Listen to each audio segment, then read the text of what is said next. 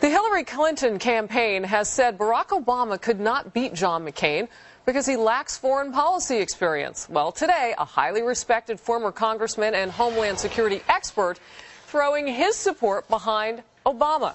Will the endorsement from Lee Hamilton, vice chair of the 9/11 Commission, make a difference? Let's talk to Karen Tumulty, national political reporter for Time magazine. Thank you so much for joining us this morning, Karen. First of all, he's not a superdelegate. He is a high-ranking Democrat, former vice chairman of the 9/11 Commission.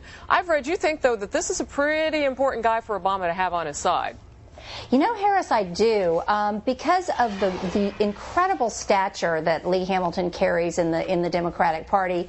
You know, we tend to look at these endorsements as, well, is this going to move any votes in Indiana, which has its primary next month? But the fact is that for over 20 years, through some very, very difficult times for the Democrats, Lee Hamilton has been almost a unique voice in the party, real stature. When I started covering Capitol Hill 20 years ago, Lee Hamilton was almost a rudder for his party in the House. Since then, he's been chairman of the House Intelligence Committee, chairman of the House Foreign Affairs Committee, the vice chairman of the 9/11 Commission, the co-chairman of the Iraq Study Group. You just really don't see credentials like this very often. So he's got an impressive resume. The question is, can he help shore up what arguably is a gap in Obama's resume?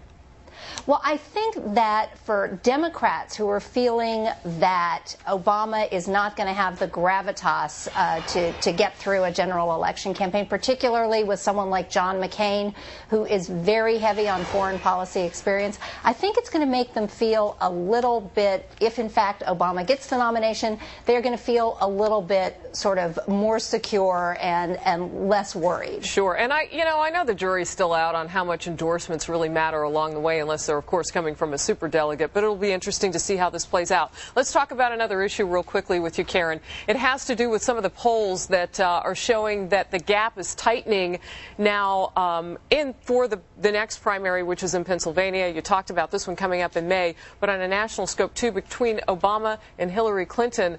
What do you think about that? In fact, they're tied in one of these polls.